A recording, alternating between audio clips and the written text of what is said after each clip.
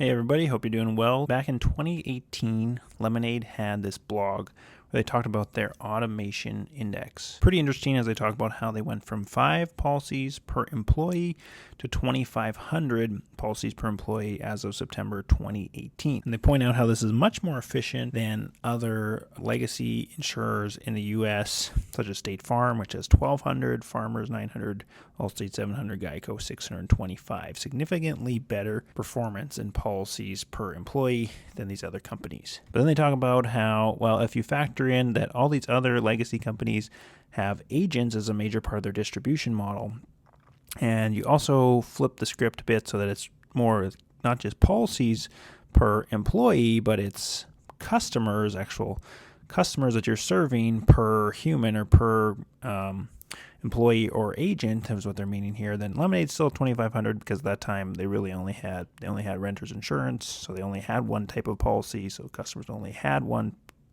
type of policy. But State Farm then drops down to 500, 400, 246, 143. So even much better performance. And of course, I mean, these numbers are better because it was only really renters insurance, which you could even say is a simpler product. But these other companies don't really even compete in the renters insurance space because if they did, they wouldn't be nearly as efficient as Lemonade is. And then they point out in the blog as well that these other companies, you might say, well, Lemonade was just so small at the time, so they could be so efficient. Well, that really doesn't make sense because even the top here 2 years ago, they were really, really minuscule tiny, and they had a factor of 5. They were way too tiny. And if you look at the other companies, it points out that Farmers has the fewest customers, or fewer than Allstate and Geico, and all three are significantly smaller than State Farm. So basically, if you look at the number of customers or the size of the company increases, or as that increases, their own automation and automation efficiency also increases. So Lemonade really should be even a much smaller company at the time, should be much worse, but they're way, way better. So something really interesting is going on. Of course, we know that it's their whole digital system that they've built, how they build it, the AI systems that they're constantly improving that are the backbone or a major part of that whole entire system versus old legacy systems and how all the bureaucracy is there, all the inefficiency that's there. Anyways, I wanted to touch on all of this and then also point out to you guys in my model, I added some of this data in, so we will be tracking this. I have that just annualized. So if you're at the top of the model, you're on current model, and you scroll down, past adjusted EBITDA, past all the sort of typical things we looked at in a lot of my videos, and I add this little section, just total employees, and then in-force premium per employee and customers per employee. So if we scroll back to 2019, we're at 329 employees. Let's just look at the employee count first off, and then at the end of 2020, 567. So not quite a doubling, but a major year-over-year growth. And then again, that was a huge year. You go from 567 to 1,100 at the end of 2021. A really huge jump, and then much better or smaller jump in 2021 to 2022, where you only add, maybe 250 employees for the whole organization. But if you look at customers per employee, so you're at about 1,900 at the end of 2019. That jumps to 1,750 or 1,764. It doesn't jump, sorry, it drops to 1,764. So you're actually getting worse. So you're pointing out, that blog was written in of Q3 of 2018. So back here, you go from that point where they're like 2,500 customers per employee, and then you're actually getting a little bit worse of 1,954 customers per employee, and then 2020 a little bit worse again, 1,700, and then 2021 you're actually 1,200, and now 2022, this is interesting, you're actually back to 1,300. So you kind of wonder, in these few years, you might say, well, what's happening? Why is it actually declining or getting worse? I would say it's because they're adding new products that are more complicated products than just a renter's insurance product. So you're not just adding a customer, a whole pile of them like you were in previous years that were $5 a month customers, really minor, really simple kind of a funnel system for any claims process that occurred. More likely the claim might be paid out instantly based on how things are funneled through. But then you start adding new products that are more complicated. You have auto insurance, pet insurance, they're all added in here as long as more homeowners insurance is added throughout, as more customers are all part of those mixes. Life insurance customers that are even a small part throughout here. And of course, that makes it more complicated, and you're growing into those products. So you're establishing yourself there. That's my explanation why this customers per employee actually was going down. But now, interestingly, this over the last 12 months, the end of 2022, it actually got better. So really be interesting to watch this if we're kind of a turning point like we feel we are, where we're going to see a lot of operating leverage. In theory, you'd think this number should start to improve by the end of this year, this customers per employee. But the other metric I put in here too was the in-force premium per employee. So we'll look at that. I think that might even be more interesting metric because it factors into the amount of complexity of the product. So a much bigger ticket item.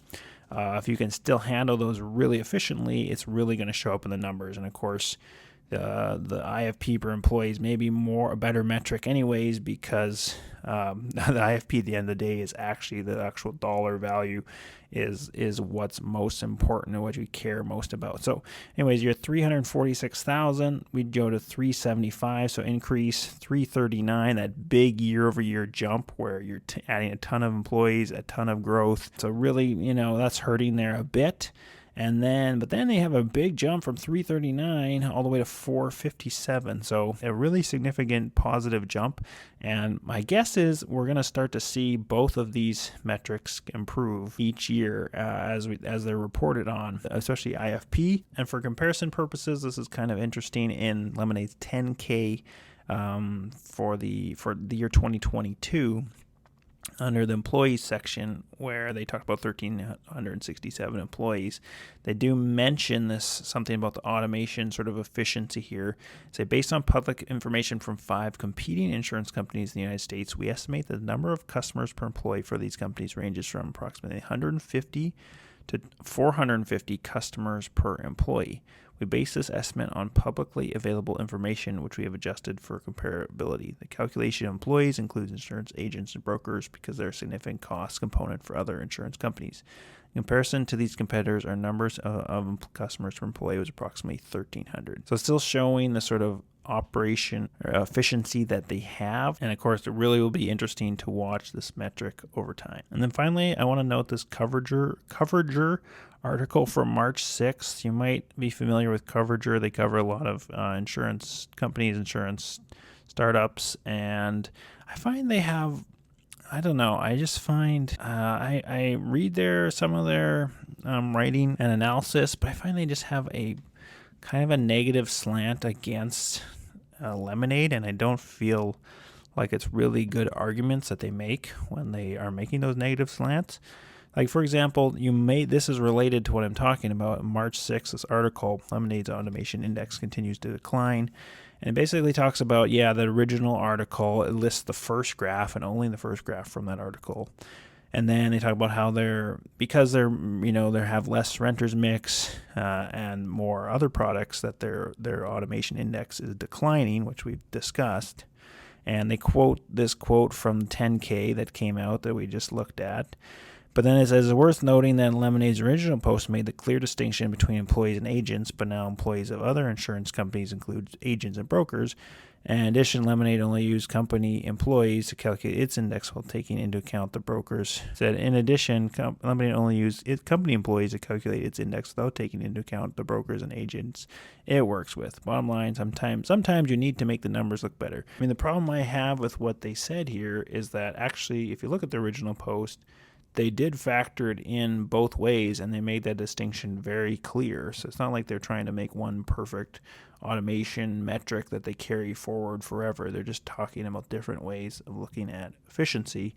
And then they also talk about, it basically says they didn't take into account their own brokers and agents, but I don't know how many brokers and agents Lemonade uses, but I don't think it's a really significant number, or not a significant push or portion of their distribution and sales comes from that. So I don't know that it's even fair to say that they didn't calculate that.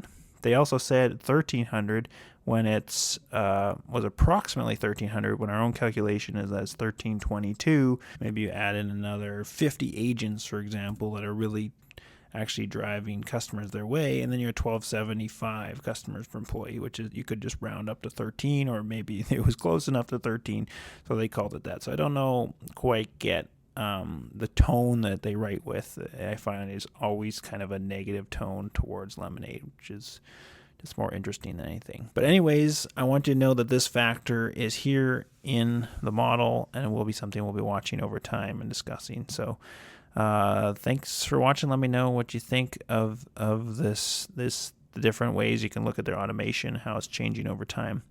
Thanks so much for watching. Remember, it's in the bag.